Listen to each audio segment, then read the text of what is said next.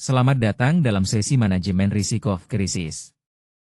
Hari ini, kita akan fokus pada bagaimana membangun kapasitas manajer menengah untuk dapat mengidentifikasi, menilai, dan mengelola risiko dengan tepat, serta merespons krisis secara efektif. Materi ini disusun oleh Dr. Jawad Sebaali, yang akan membimbing kita memahami konsep-konsep penting dalam menjaga keberlanjutan organisasi di tengah tantangan yang ada. Pada slide ini, saya ingin menekankan tujuan utama dari pelatihan ini. Setelah mengikuti pelatihan, Anda akan mampu mengidentifikasi berbagai jenis risiko yang sering terjadi di lingkungan kerja. Selain itu, Anda juga akan diajarkan bagaimana menerapkan metode penilaian risiko secara sistematis agar bisa melihat potensi masalah lebih awal. Selanjutnya, Anda akan belajar merancang rencana tanggap yang tepat untuk menghadapi situasi krisis, serta pentingnya mengomunikasikan informasi risiko dengan jelas dan tepat waktu kepada tim Anda. Intinya, pelatihan ini dirancang untuk membangun pola pikir yang proaktif, bukan reaktif, sehingga Anda bisa melindungi organisasi dari gangguan yang tidak perlu dan membuat keputusan lebih baik saat menghadapi tekanan. Pada bagian pertama ini, kita akan membahas tentang apa itu risiko. Risiko didefinisikan sebagai kemungkinan terjadinya suatu peristiwa yang bisa membawa dampak negatif terhadap tujuan organisasi kita. Penting untuk diingat bahwa risiko tidak hanya berasal dari ancaman eksternal saja, tetapi juga bisa muncul dari dalam organisasi, seperti keputusan yang salah, proses yang kurang efektif, atau sumber daya yang tidak mencukupi. Sebagai manajer menengah, Anda memegang peranan penting karena Anda adalah orang yang paling dekat dengan kegiatan operasional sehari-hari. Anda memiliki kemampuan unik untuk mengenali masalah sejak dini sebelum hal tersebut diketahui oleh manajemen tingkat atas. Dengan mengenali dan melaporkan risiko secara tepat waktu, Anda bisa membantu organisasi menghindari kerugian besar dan menjaga kelangsungan usaha. Pada slide ini, kita membahas tentang berbagai jenis risiko yang dapat dihadapi oleh organisasi. Pertama, ada risiko strategis, yang berkaitan langsung dengan arah dan tujuan jangka panjang organisasi. Contohnya meliputi perubahan pasar yang tidak diantisipasi, atau keputusan ekspansi yang kurang matang, yang bisa berdampak besar pada kelangsungan bisnis. Selanjutnya, risiko operasional muncul dari proses internal, sistem, atau sumber daya manusia.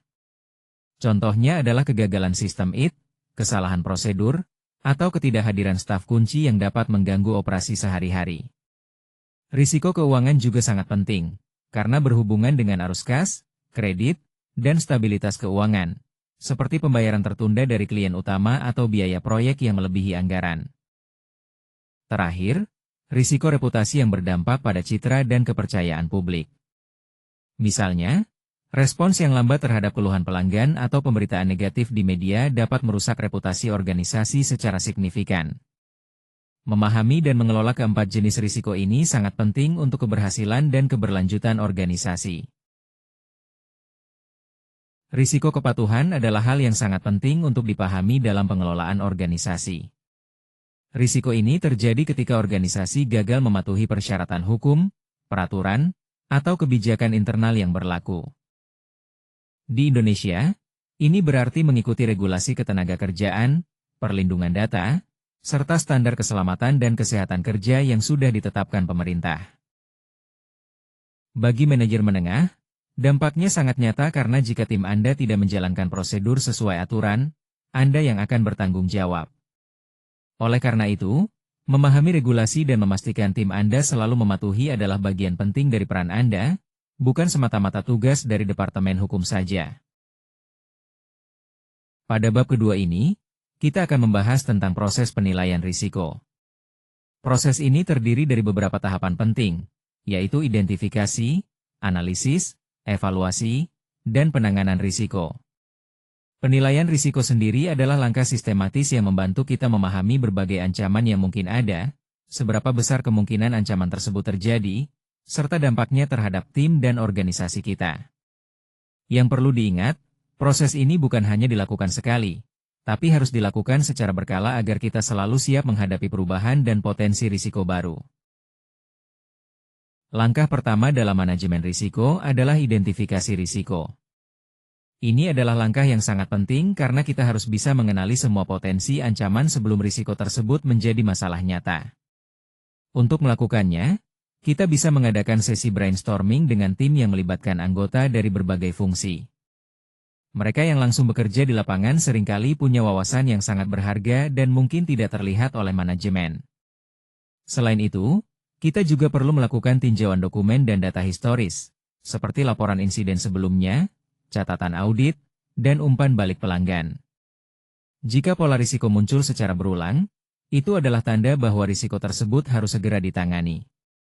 Jangan lupa juga untuk melakukan analisis lingkungan eksternal, karena perubahan regulasi, kondisi ekonomi, atau gangguan rantai pasok bisa menciptakan risiko baru yang tidak selalu nampak dari dalam organisasi. Dengan pendekatan ini, kita bisa mempersiapkan diri lebih baik untuk menghadapi risiko yang ada. Pada langkah kedua ini, kita fokus pada analisis risiko yang melibatkan dua dimensi penting. Pertama, kita menilai seberapa besar kemungkinan risiko itu terjadi, dan kedua, seberapa parah dampaknya jika risiko tersebut benar-benar terjadi. Keduanya sangat krusial karena menentukan prioritas dalam menangani risiko tersebut. Selain itu, ada dua pendekatan utama dalam analisis risiko, kualitatif dan kuantitatif. Analisis kualitatif lebih bersifat deskriptif dengan kategori seperti rendah, sedang, atau tinggi. Sementara analisis kuantitatif menggunakan data dan angka yang lebih konkret. Untuk sebagian besar manajer menengah, analisis kualitatif sudah cukup dan lebih mudah diterapkan dalam pengelolaan sehari-hari. Dengan memahami perbedaan ini, kita bisa memilih metode yang paling sesuai dengan kebutuhan dan sumber daya yang ada. Matriks risiko adalah alat yang sangat berguna untuk penilaian visual karena memungkinkan kita melihat risiko secara jelas berdasarkan dua variabel utama yaitu kemungkinan terjadinya dan tingkat dampaknya. Dengan memetakan setiap risiko ke dalam matriks ini, kita bisa dengan mudah memprioritaskan mana risiko yang harus segera ditangani dan mana yang bisa dipantau lebih lanjut. Jadi, matriks ini membantu kita menentukan tindakan yang paling tepat dan efektif untuk mengelola risiko secara keseluruhan. Pada langkah ketiga ini, kita masuk ke tahap evaluasi risiko setelah kita menganalisis kemungkinan dan dampaknya. Penting untuk menentukan apakah risiko tersebut dapat diterima, perlu dimitigasi, atau harus dihindari sepenuhnya, dan keputusan ini sangat tergantung pada toleransi risiko organisasi kita. Risiko yang dapat diterima biasanya memiliki dampak dan kemungkinan yang sangat rendah, sehingga cukup dipantau secara berkala tanpa perlu tindakan tambahan. Namun, jika risiko tersebut masih bisa dikurangi, maka kita harus mengambil langkah-langkah untuk memitigasi dengan memprioritaskan dan mengalokasikan sumber daya yang diperlukan. Sedangkan untuk risiko yang potensial merugikan dengan sangat besar, kita harus mempertimbangkan untuk menghindarinya, misalnya dengan menghentikan aktivitas terkait atau mengalihkannya ke pihak lain. Dengan demikian, evaluasi ini membantu kita mengelola risiko secara efektif sesuai kapasitas dan kebutuhan organisasi. Pada langkah keempat dalam penanganan risiko, kita mengenal beberapa strategi penting. Pertama adalah mitigasi, di mana kita berusaha mengurangi kemungkinan atau dampak risiko dengan cara menerapkan kontrol, membuat prosedur baru, atau melatih staf. Ini biasanya menjadi pilihan utama bagi manajer menengah. Selanjutnya ada transfer risiko, yaitu memindahkan tanggung jawab risiko kepada pihak lain seperti melalui asuransi atau kontrak dengan vendor yang mencakup klausul tanggung jawab. Pilihan ketiga adalah penghindaran, yang berarti kita menghentikan aktivitas yang menimbulkan risiko, terutama jika risikonya tidak sebanding dengan manfaat yang didapat. Terakhir ada penerimaan, di mana risiko dikenal tapi organisasi memilih untuk tidak mengambil tindakan lebih lanjut karena dampaknya masih dianggap dapat ditoleransi. Pendekatan ini harus diambil dengan pertimbangan matang sesuai kapasitas organisasi. Pada bab 3 ini, kita akan membahas tentang register risiko, yang berfungsi untuk mendokumentasikan semua temuan risiko Anda.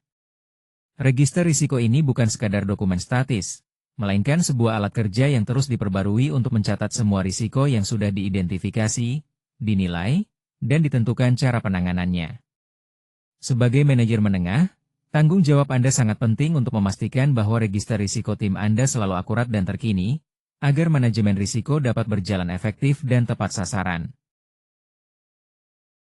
Di dalam register risiko, ada 4 komponen utama yang sangat penting untuk dipahami dan diterapkan dengan benar. Yang pertama adalah deskripsi risiko. Di sini, kita harus menuliskan risiko secara jelas dan singkat dalam satu kalimat tanpa menggunakan bahasa yang terlalu teknis, agar semua orang bisa mengerti. Misalnya, sistem pembayaran gagal saat volume transaksi tinggi pada akhir bulan. Komponen kedua adalah pemilik risiko. Ini berarti harus ada satu orang yang ditunjuk secara spesifik untuk memantau dan melaporkan risiko tersebut, karena jika tanggung jawabnya dibagi, maka tidak ada yang benar-benar bertanggung jawab penuh. Selanjutnya, komponen ketiga adalah penilaian kemungkinan dan dampak. Penggunaan skala yang konsisten di seluruh organisasi sangat penting agar kita bisa membandingkan dan memprioritaskan risiko secara objektif. Terakhir, yang keempat adalah tindakan penanganan dan tenggat waktu. Semua langkah yang diambil harus dicatat jelas, termasuk siapa yang bertanggung jawab dan kapan tindakan itu harus selesai. Karena tanpa tenggat waktu, tindakan tersebut seringkali tertunda dan tidak efektif. Pada slide ini, kita membahas tentang pentingnya memperbarui dan memanfaatkan register risiko. Register risiko harus diperbarui setiap kali terjadi perubahan signifikan dalam operasional tim, munculnya insiden baru, atau setelah dilakukan tinjauan periodik. Praktik yang disarankan adalah melakukan tinjauan bulanan untuk memastikan register tetap akurat dan relevan. Selain itu, register risiko juga berperan sebagai alat komunikasi yang sangat penting. Pastikan untuk membagikan informasi register risiko yang relevan kepada atasan dan tim lintas fungsi yang terdampak. Dengan begitu, transparansi dalam pelaporan risiko dapat membangun kepercayaan serta mendukung koordinasi respons yang lebih efektif di seluruh organisasi. Pada bab ini, kita akan membahas bagaimana dari sebuah risiko kecil dapat berkembang menjadi krisis penuh. Krisis jarang terjadi tanpa peringatan, biasanya diawali dari insiden yang berkembang atau sinyal-sinyal risiko yang diabaikan. Dengan memahami proses eskalasi ini, kita dapat lebih siap dan mengambil langkah tepat sebelum situasi menjadi tidak terkendali. Ini adalah kunci untuk manajemen risiko yang efektif dan pencegahan krisis. Apa yang dimaksud dengan krisis dalam konteks organisasi? Krisis adalah situasi yang mengancam operasional, reputasi, keselamatan, atau kelangsungan organisasi. Ini bukan sekadar masalah biasa karena memerlukan respons segera yang melampaui prosedur rutin. Krisis sering muncul secara tiba-tiba dan tidak terduga, lalu kita harus membuat keputusan cepat meskipun informasi yang tersedia terbatas. Selain itu, dampaknya bisa meluas ke berbagai bagian organisasi maupun pemangku kepentingan di luar organisasi. Jadi, krisis itu sangat menantang karena tekanan waktu dan ketidakpastian yang tinggi. Pada slide ini, kita membahas tentang berbagai jenis krisis yang dapat dihadapi oleh sebuah organisasi.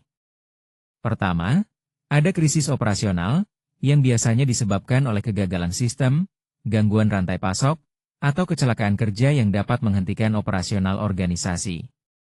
Contohnya adalah pemadaman listrik yang melumpuhkan pusat data selama jam kerja puncak, sehingga aktivitas terhenti. Selanjutnya adalah krisis sumber daya manusia, yang terjadi ketika terjadi pengunduran diri massal, konflik internal serius, atau tindakan disiplin terhadap pejabat kunci. Hal ini dapat memengaruhi kepercayaan tim dan produktivitas secara signifikan. Kemudian, krisis reputasi muncul ketika pemberitaan negatif, komentar viral di media sosial, atau kegagalan produk menarik perhatian publik dan mengancam kepercayaan pelanggan organisasi. Terakhir, ada krisis eksternal yang muncul dari faktor-faktor di luar kendali organisasi, seperti bencana alam, gangguan ekonomi makro, atau perubahan regulasi mendadak. Semua kondisi ini dapat mengganggu kemampuan organisasi untuk beroperasi secara normal. Pada bab ini, kita akan membahas tentang manajemen krisis dan prinsip dasarnya. Manajemen krisis adalah kemampuan organisasi untuk mendeteksi, merespons, dan pulih dari situasi yang mengancam. Bagi manajer menengah, hal terpenting adalah memahami peran Anda dalam rantai respons, mengetahui kapan harus bertindak sendiri dan kapan perlu melaporkan ke atasan.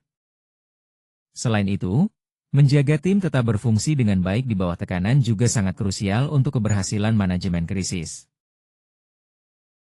Pada tahapan manajemen krisis yang pertama, kita fokus pada kesiapsiagaan, yang meliputi perencanaan, pelatihan, dan simulasi sebelum krisis benar-benar terjadi. Sehingga kita bisa siap menghadapi situasi tak terduga. Selanjutnya, tahap deteksi sangat penting karena kita harus mampu mengenali tanda-tanda awal krisis melalui pemantauan aktif agar bisa segera bertindak.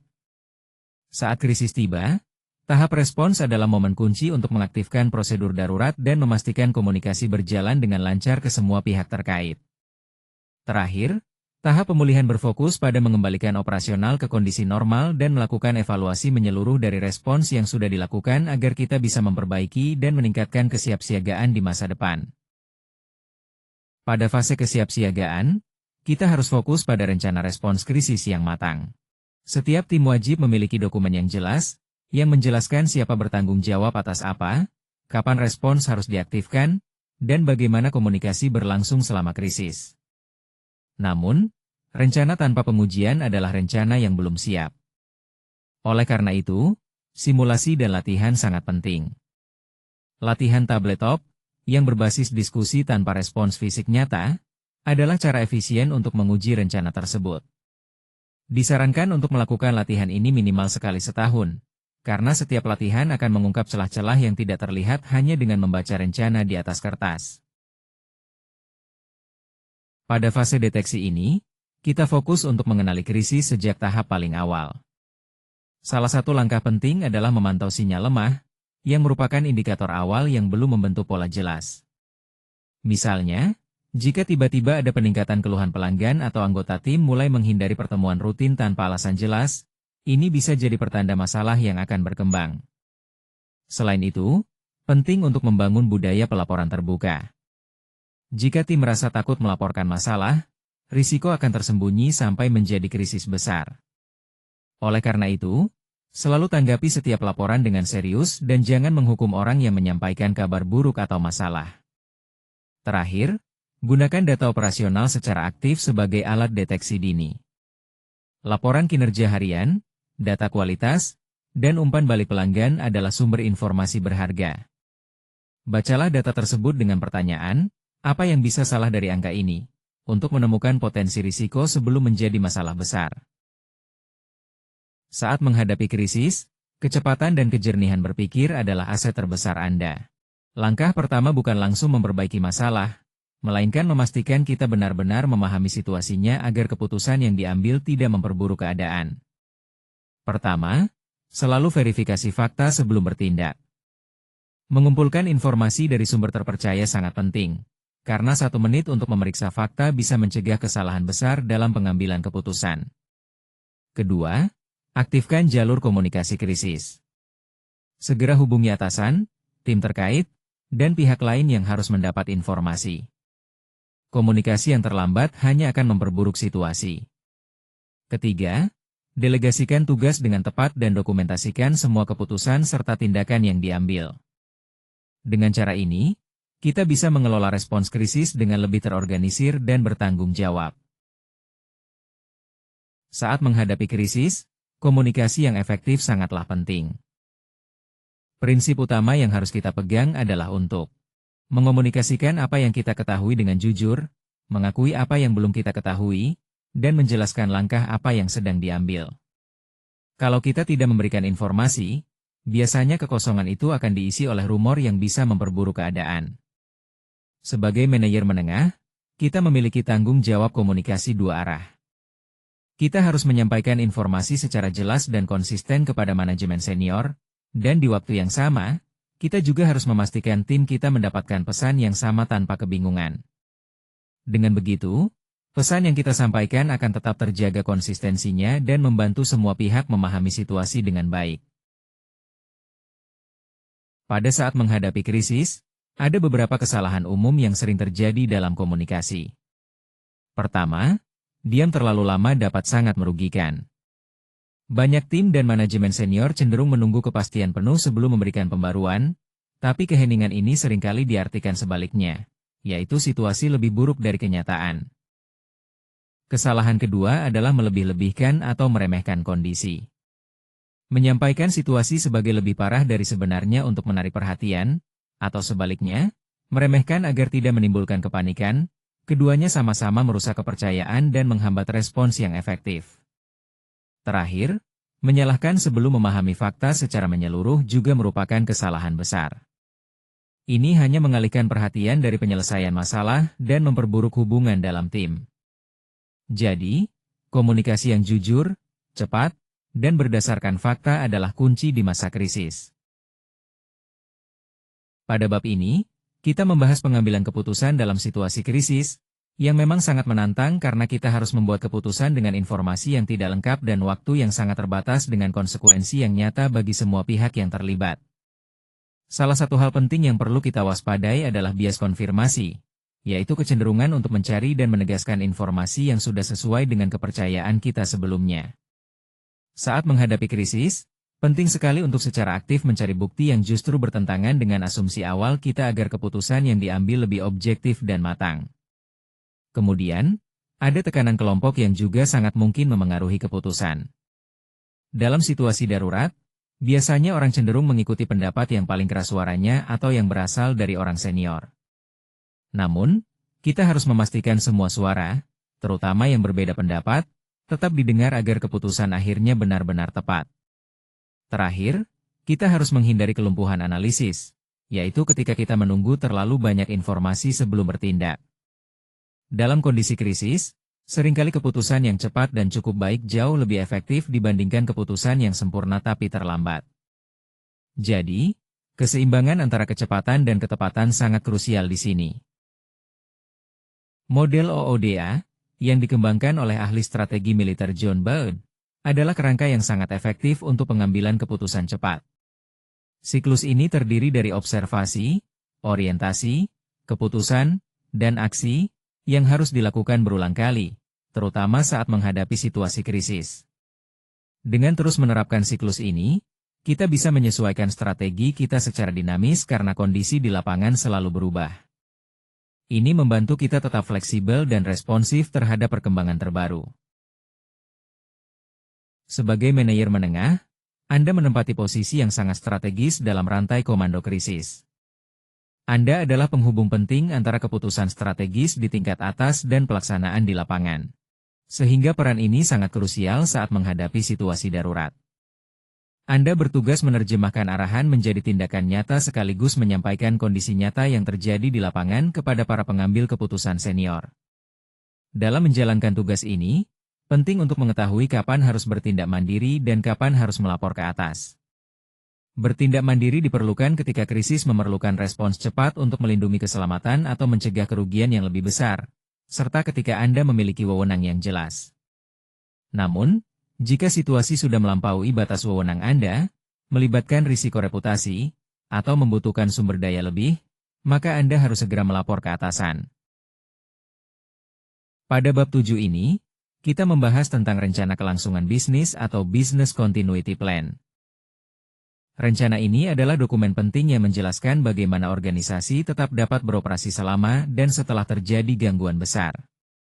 Sebagai manajer menengah, BCP bukan sekadar dokumen yang disusun oleh manajemen senior, melainkan merupakan rencana operasional yang harus benar-benar kita pahami dan siap jalankan kapanpun dibutuhkan.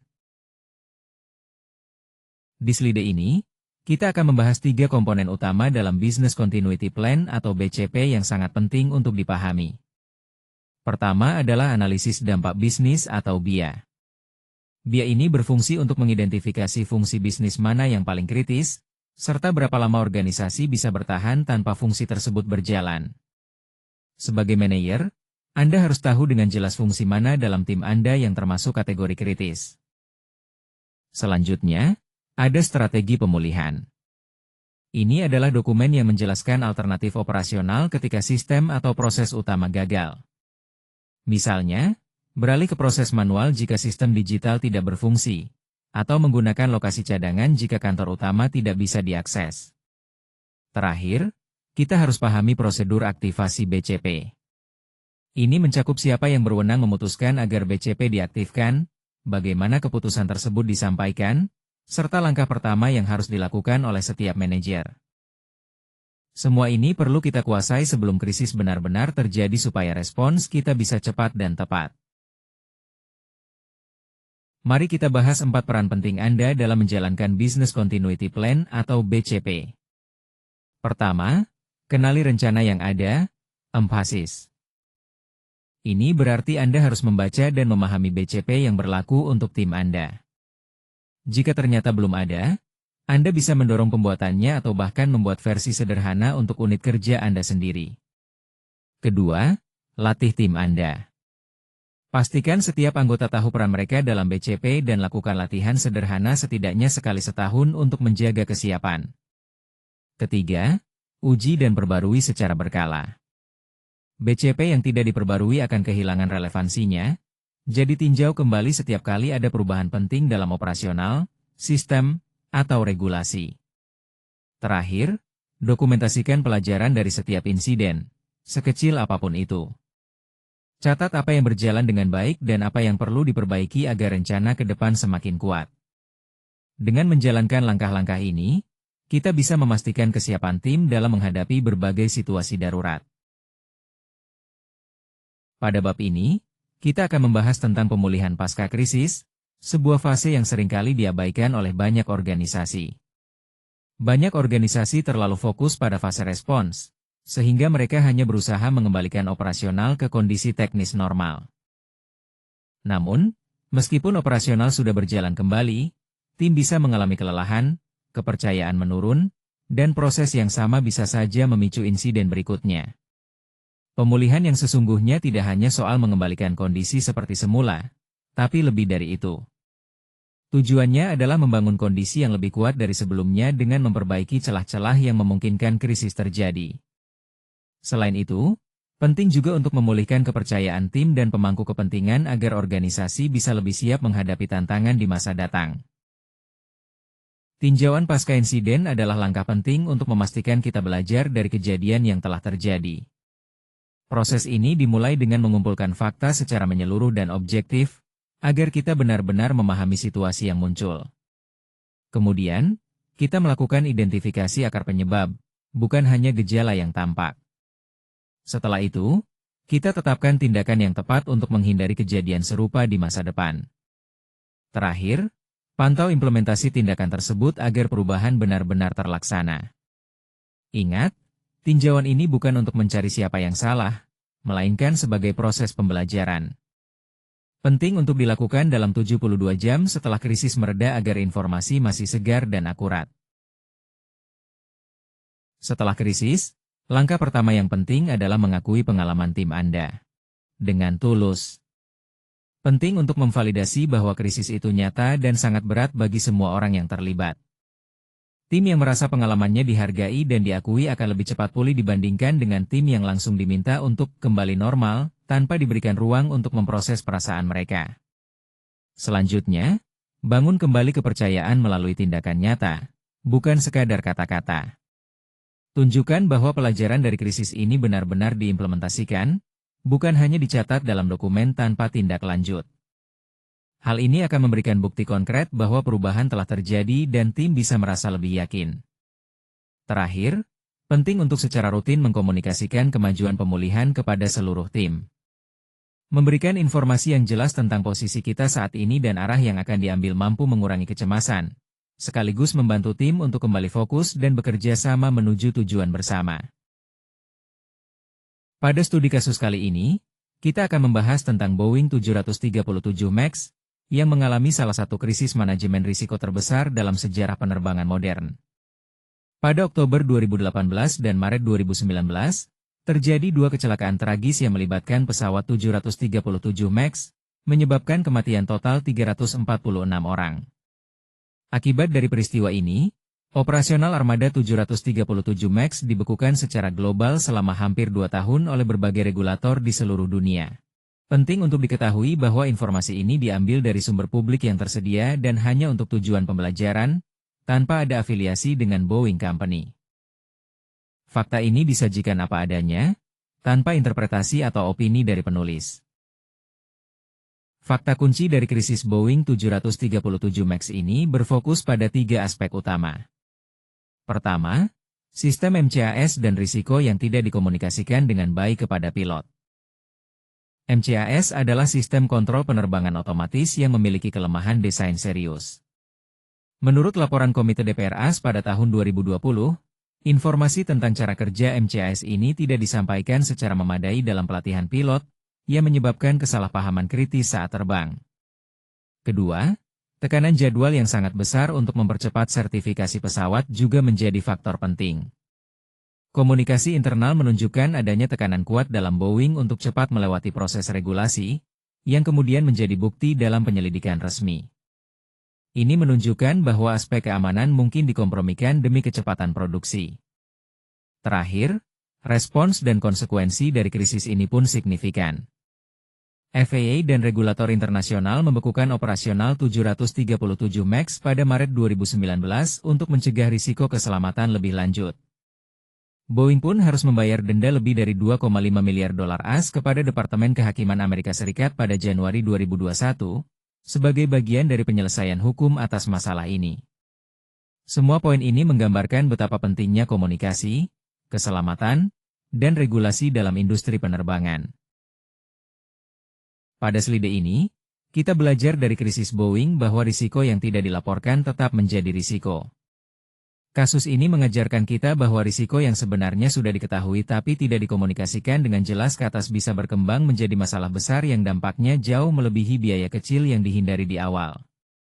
Oleh karena itu, sebagai manajer menengah, sangat penting untuk memastikan semua informasi risiko dilaporkan dengan jujur dan akurat. Selain itu, tekanan jadwal bukan alasan untuk melewati proses penting seperti verifikasi dan pelatihan. Saat Anda merasa ada dorongan untuk mempercepat kerja dengan mengabaikan tahapan ini, itu justru tanda adanya risiko yang perlu segera dilaporkan. Mendokumentasikan keberatan secara formal akan melindungi Anda dan juga organisasi dari potensi kerugian di masa depan. Jadi, selalu prioritaskan proses yang benar meskipun ada tekanan waktu. Pada bab ini, kita akan membahas tentang budaya risiko dalam organisasi. Budaya risiko ini mencakup nilai-nilai, keyakinan, serta perilaku bersama yang dimiliki oleh anggota organisasi dalam memahami dan merespons risiko. Hal penting yang perlu diingat adalah, proses dan alat manajemen risiko hanya akan berjalan efektif jika budaya tersebut mendukung prinsip kejujuran dan keterbukaan dalam organisasi kita. Budaya seperti ini akan membantu menciptakan lingkungan yang siap menghadapi tantangan dan mengambil keputusan yang tepat terkait risiko. Pada slide ini, kita akan membahas perbedaan antara tanda-tanda budaya risiko yang sehat dan yang tidak sehat. Budaya risiko yang sehat sangat penting untuk keberhasilan organisasi karena mendorong keputusan yang bijaksana dan inovasi. Tanda-tanda budaya risiko yang sehat meliputi komunikasi terbuka, transparansi, dan adanya dukungan untuk berbagi kekhawatiran tanpa takut akan konsekuensi negatif. Sebaliknya, budaya risiko yang tidak sehat biasanya ditandai oleh penolakan untuk mengakui risiko, kurangnya komunikasi, dan adanya budaya takut yang membatasi kreativitas serta pengambilan risiko yang tepat. Memahami perbedaan ini membantu kita menciptakan lingkungan kerja yang aman dan produktif. Peran Anda sangat penting dalam membangun budaya risiko yang sehat di organisasi. Pertama, ciptakan ruang yang aman untuk berbicara. Karena respons Anda terhadap laporan pertama akan menentukan apakah staf akan berani melapor kembali di masa depan. Selalu berterima kasih kepada orang yang melaporkan masalah, bahkan jika itu merepotkan. Selanjutnya, jadikan risiko sebagai agenda rutin dengan memasukkan diskusi risiko dalam rapat tim mingguan atau bulanan. Hanya dengan 5 menit bertanya, apa yang bisa salah minggu ini, kita sudah bisa membangun kebiasaan yang kuat dalam menghadapi risiko. Terakhir, pelajari insiden secara terbuka dengan membagikan pelajaran dari kejadian tersebut, termasuk kesalahan yang terjadi dan cara perbaikannya. Transparansi ini tidak hanya membangun kepercayaan tetapi juga mendidik tim secara bersamaan. Dengan pendekatan ini, kita bisa menciptakan lingkungan yang lebih aman dan sadar risiko. Pada bab ini, kita akan membahas tentang manajemen risiko dan kepatuhan regulasi. Di Indonesia, manajemen risiko untuk organisasi swasta dan publik diatur melalui berbagai kerangka hukum. Salah satu yang penting adalah Peraturan OJK Nomor 18 POYK 03/2016 yang mewajibkan Ban Umum menerapkan manajemen risiko secara terstruktur. Sebagai manajer menengah, Meskipun regulasi ini khusus untuk institusi tertentu, prinsip-prinsipnya sangat relevan untuk semua organisasi. Memahami regulasi yang berlaku di sektor Anda sangat penting agar proses manajemen risiko di tim Anda tetap sesuai dengan persyaratan yang ada. ISO 31000 adalah standar internasional yang memberikan panduan lengkap mengenai prinsip dan proses manajemen risiko. Standar ini bukan untuk mensertifikasi organisasi, melainkan sebagai referensi praktis yang diakui secara global, sehingga sangat berguna dalam berbagai konteks bisnis. Prinsip utama dari ISO 31000 menekankan bahwa manajemen risiko harus terintegrasi ke dalam seluruh proses organisasi. Ini berarti manajemen risiko tidak boleh berdiri sendiri, tapi harus menjadi bagian dari cara kerja sehari-hari yang inklusif, dinamis, dan selalu berdasarkan informasi terbaik yang tersedia. Untuk manajer menengah, standar ini sangat relevan karena menggarisbawahi pentingnya keterlibatan semua tingkatan organisasi. Sebagai manajer menengah, Anda memiliki peran krusial sebagai penggerak implementasi manajemen risiko di level operasional, memastikan prinsip-prinsip ini diterapkan dengan efektif. Pada bab ini, kita membahas tentang manajemen stres dan ketahanan diri selama krisis. Kemampuan Anda untuk tetap berfungsi secara efektif di tengah tekanan krisis sangat bergantung pada kondisi mental dan fisik Anda. Seorang manajer yang kelelahan cenderung membuat keputusan yang buruk dan bahkan bisa menularkan kepanikan kepada timnya. Oleh karena itu, ketahanan diri bukanlah sebuah kemewahan, melainkan prasyarat penting bagi kepemimpinan saat menghadapi situasi sulit. Memahami dan mengelola stres dengan baik akan menjadi fondasi bagi keberhasilan kita dalam memimpin pada masa krisis. Kelelahan akibat krisis sering muncul dengan tanda-tanda seperti kesulitan berkonsentrasi, mudah tersinggung, gangguan tidur, atau penurunan produktivitas yang tiba-tiba. Mengenali tanda-tanda ini pada diri sendiri dan anggota tim sangat penting sebagai bagian dari kepemimpinan yang bertanggung jawab. Untuk meresponsnya, Anda bisa menetapkan batasan waktu kerja selama krisis, delegasikan tugas secara aktif, dan pastikan ada waktu jeda di antara sesi kerja yang intens. Jangan ragu untuk komunikasi kebutuhan Anda kepada atasan jika beban kerja mulai melebihi kapasitas. Kepemimpinan yang tenang adalah alat penting dalam manajemen krisis. Seperti yang dikatakan oleh prinsip kepemimpinan adaptif dari Harvard Business School, ketenangan bukan berarti bebas dari tekanan, melainkan kemampuan untuk tetap berpikir jernih di tengah tekanan. Saat menghadapi krisis, tim kita secara alami akan mengambil isyarat emosional dari pemimpinnya. Jika kita panik, mereka juga akan panik. Namun, jika kita tetap tenang dan terstruktur, mereka akan mengikuti langkah yang sama. Kita tidak perlu berpura-pura bahwa situasinya mudah, tapi cara kita menyampaikan informasi dan membuat keputusan sangat memengaruhi kemampuan tim untuk tetap efektif.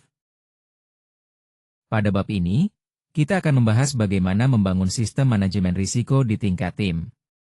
Ada beberapa elemen penting yang harus ada, seperti budaya terbuka yang mendorong komunikasi jujur tentang risiko, dan dokumentasi hidup yang terus diperbarui sesuai kondisi terkini. Selain itu, identifikasi risiko harus dilakukan secara berkala dan menjadi proses rutin dalam tim. Manajemen risiko yang efektif bukan hanya tentang memiliki dokumen sempurna, tapi lebih kepada menciptakan kebiasaan dan budaya di mana risiko menjadi bagian dari percakapan sehari-hari, bukan hanya saat krisis muncul. Dengan cara ini, tim akan lebih siap menghadapi tantangan dan mengurangi dampak risiko secara signifikan. Sebagai manajer menengah, ada beberapa praktik terbaik yang perlu kita terapkan dalam manajemen risiko. Pertama, lakukan penilaian risiko tim setiap kuartal. Jadwalkan sesi singkat untuk mengidentifikasi risiko baru dan memperbarui yang sudah ada. Ingat, konsistensi jauh lebih penting daripada kesempurnaan. Kedua, pastikan setiap risiko memiliki pemilik yang jelas. Tanpa pemilik, risiko tersebut tidak akan dikelola dengan baik. Tetapkan satu orang sebagai penanggung jawab dan buat pembaruan status risiko menjadi bagian dari laporan rutin mereka. Selanjutnya, integrasikan manajemen risiko ke dalam rapat tim. Cukup tambahkan agenda tetap tentang risiko dalam pertemuan mingguan atau bulanan. Pertanyaan sederhana seperti, apakah ada risiko baru yang perlu dicatat, bisa membuka diskusi penting. Terakhir, Jangan lupa laporkan risiko ke pimpinan secara rutin. Melakukan laporan berkala tanpa menunggu krisis membantu membangun kepercayaan dan memberikan gambaran akurat tentang kondisi operasional kepada manajemen senior. Ini sangat krusial untuk pengambilan keputusan yang tepat. Pada slide ini, kita membahas tentang pentingnya mengintegrasikan manajemen risiko ke dalam proyek dan keputusan sehari-hari. Pertama, dalam perencanaan proyek, setiap proyek baru harus dilihat sebagai kesempatan untuk mengenali risiko sejak awal. Sebelum proyek dimulai, kita perlu bertanya kepada diri sendiri apa yang mungkin gagal, seberapa besar kemungkinannya, dan langkah apa yang akan kita ambil jika risiko itu benar-benar terjadi. Melakukan ini lebih awal bisa menghemat banyak biaya dan masalah yang mungkin timbul nanti. Selanjutnya, dalam pengambilan keputusan operasional, penting untuk selalu menyertakan pertimbangan risiko secara jelas. Kita harus memikirkan konsekuensi terburuk dari suatu keputusan dan apakah organisasi mampu menghadapi dampak tersebut. Dengan cara ini, manajemen risiko bukan lagi sekadar prosedur formal, tapi menjadi bagian alami dari pola pikir kita setiap hari. Ini membantu menjaga kelangsungan dan keberhasilan proyek serta organisasi secara keseluruhan. Mari kita tinjau ringkasan pembelajaran utama dari materi ini. Pertama, risiko adalah bagian dari pekerjaan Anda. Mengidentifikasi, menilai, dan mengelola risiko bukanlah tugas tambahan, melainkan inti dari peran manajer yang efektif di semua tingkatan organisasi. Kedua, proses yang sistematis akan menghasilkan keputusan yang lebih baik. Dengan penilaian risiko yang terstruktur, register risiko yang aktif, dan rencana respons yang teruji, Anda mendapatkan keunggulan nyata saat menghadapi situasi sulit. Ketiga, komunikasi adalah alat manajemen krisis yang paling kuat. Komunikasi yang tepat waktu, akurat, dan transparan, baik atas maupun ke bawah, sangat menentukan apakah krisis dapat dikelola dengan baik atau justru menjadi tidak terkendali. Terakhir, budaya organisasi jauh lebih kuat daripada proses semata. Alat dan dokumen hanya akan efektif jika budaya organisasi mendukung keterbukaan dalam melaporkan risiko. Sebagai manajer, peran Anda adalah membangun budaya tersebut setiap hari dengan konsisten. Terima kasih atas perhatian dan partisipasi Anda selama pelatihan ini. Kami berharap materi yang kami sampaikan memberikan wawasan yang konkret serta alat yang langsung bisa Anda gunakan dalam pekerjaan sehari-hari. Ingat, manajemen risiko dan krisis bukan hanya pengetahuan teori, tetapi keterampilan yang berkembang melalui pengalaman dan praktek yang berkelanjutan. Jadi, teruslah belajar, bertanya, dan jangan ragu untuk mengaplikasikan apa yang Anda pelajari hari ini ke dalam tim dan organisasi Anda. Selamat melangkah maju dan sukses selalu. Pada slide ini, saya ingin menyoroti beberapa sumber referensi penting yang menjadi dasar dalam penyusunan materi kita. Pertama, dari sisi standar dan regulasi, kita mengacu pada ISO 31000-2018 terkait manajemen risiko serta Peraturan Otoritas Jasa Keuangan Nomor 18 Tahun 2016 yang mengatur penerapan manajemen risiko bagi bank umum. Ini adalah landasan utama dalam memahami prinsip-prinsip standar dan regulasi yang berlaku di bidang ini. Selanjutnya, dari sisi buku dan literatur akademik, ada karya penting seperti The Practice of Adaptive Leadership oleh Heifetz dan kolega, serta Thinking, Fast and Slow oleh Kahneman yang memberikan wawasan mendalam tentang bias kognitif dalam pengambilan keputusan.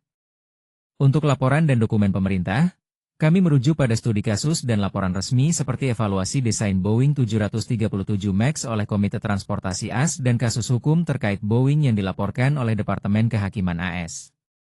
Terakhir, model keputusan ODA Loeb karya Bad juga menjadi referensi penting, meskipun dokumen aslinya tidak diterbitkan secara komersial, namun tersedia melalui arsip militer dan sumber akademik. Semua referensi ini memberikan fondasi kuat untuk pemahaman kita dalam manajemen risiko dan pengambilan keputusan yang adaptif. Di sini saya ingin menekankan bahwa konten yang disajikan dalam presentasi ini hanya untuk tujuan pelatihan dan penggunaan internal saja. Mohon untuk menggunakan informasi ini dengan hati-hati karena mungkin masih terdapat kesalahan atau ketidaktepatan di dalamnya. Penulis tidak bertanggung jawab atas keputusan atau tindakan yang diambil berdasarkan materi ini, Jadi penting untuk selalu menggunakan pertimbangan profesional ketika menerapkan strategi atau teknik yang dibahas. Jika Anda menghadapi masalah hukum atau regulasi yang kompleks, sangat disarankan untuk berkonsultasi dengan ahli yang berkompeten. Intinya, informasi ini disediakan sebagaimana adanya tanpa jaminan keakuratan penuh, jadi kewaspadaan dan kehati-hatian sangat diperlukan.